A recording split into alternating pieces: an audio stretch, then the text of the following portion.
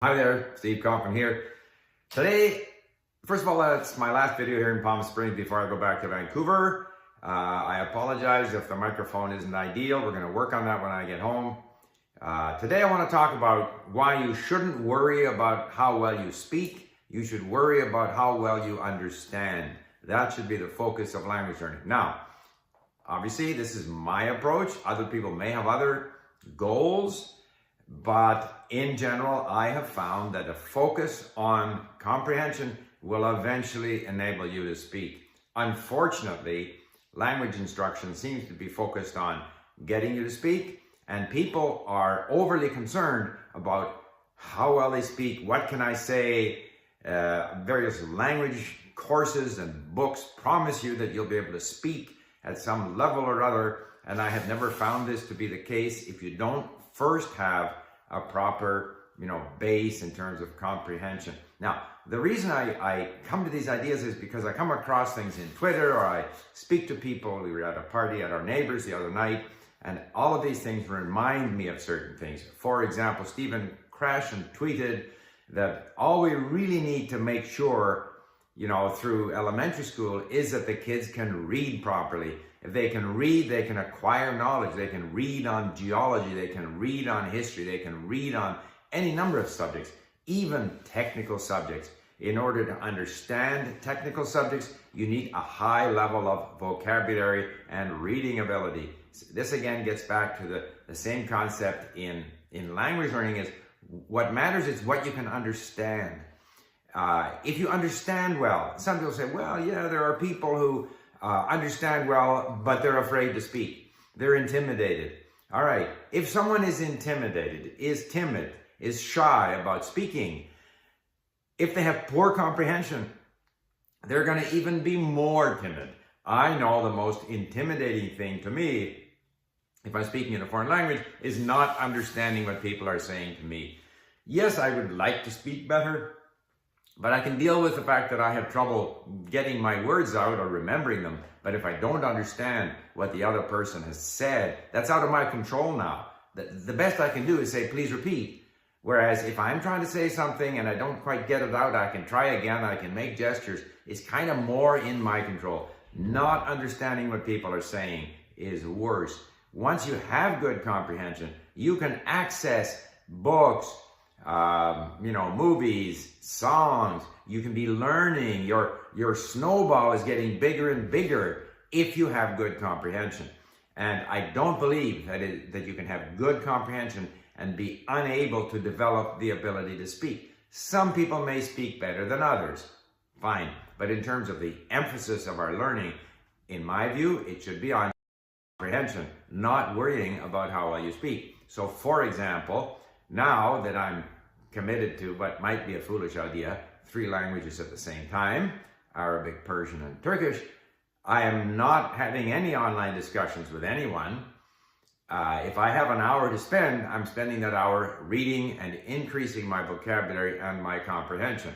So I'll show you here some snapshots, first of all, of my profile in Arabic, showing the growth over time. I went through an early period of intense involvement with Arabic. I've been doing less recently, because I spent 3 months on Persian and 3 months on Turkish, and now I'm dividing my time up between the 3 languages.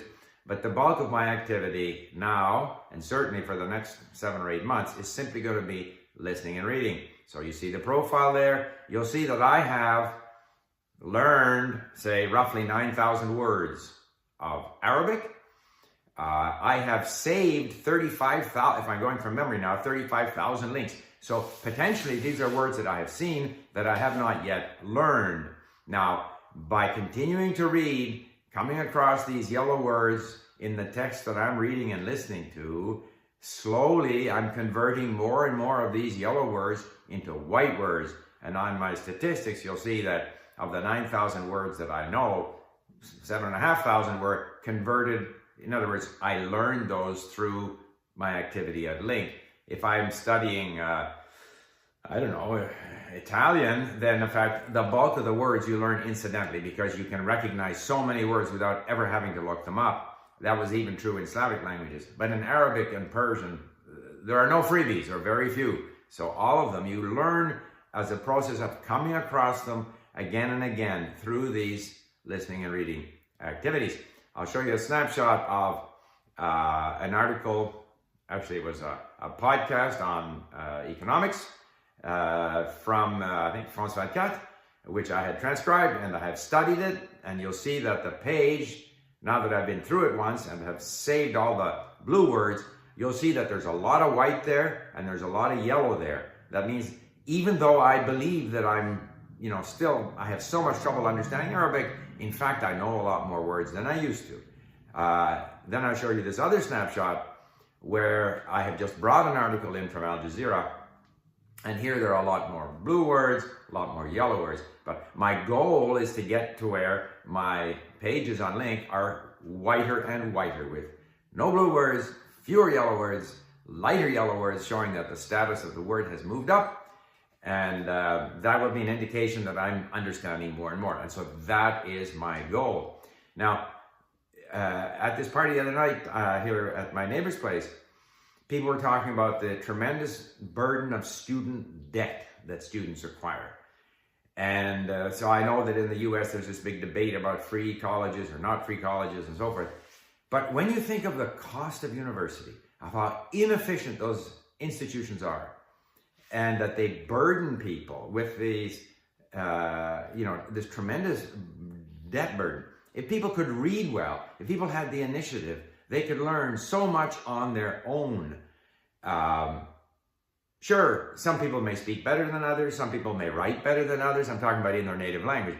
But I doubt very much that if a person is a very good reader, if they read on a wide variety of subjects, if they read up on the different subjects that they're studying at university, if they read widely, if they read well, if they understand well, I doubt that they will be poor writers and speakers. Much of the sort of teaching profession in languages and in English is involved with, teaching critical thinking and asking questions and all this kind of stuff. And I doubt that that is as effective as just letting people read and understand. And if their understanding is imperfect at first, such as is the case with my Arabic, I don't want to be answering questions about what I'm reading in Arabic. I want to read more of it, get exposed to more of it. Gradually, I get more familiar with the letters. I get more familiar with the words, and my comprehension builds up. And on that basis, I will be able to speak one day. I'm absolutely confident of it. Whereas trying to teach people to be, critical thinkers or to another example, I on Twitter, I saw this account that promotes the Catalan language.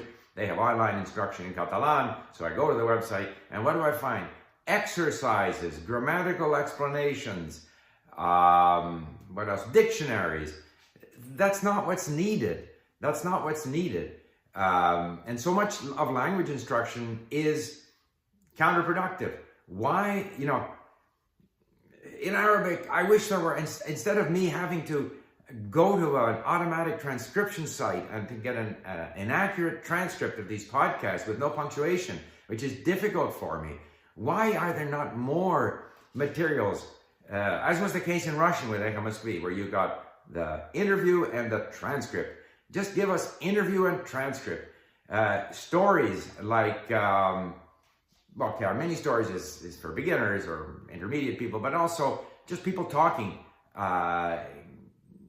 to each other, transcribing this. Why isn't there just more great content that we can latch onto and improve our comprehension? And once we have our comprehension in learning languages, or even in terms of learning anything at school, our ability to write and to express ourselves will be better because we have that strong comprehension. Yes, at that point you can learn some techniques of rhetoric, or when I was at Sciences Po in Paris, how to organize your thoughts. Première partie, deuxième partie, voilà. It had to be balanced. There's different ways of expressing your thoughts that can be taught once you have that base of proper comprehension. If you want, you can't be a critical thinker if you don't know the subject. So you have to begin with understanding. Then some people might be better at speaking, some people might be worse at speaking. It doesn't matter. But I think as learners, we should push ourselves to drive comprehension.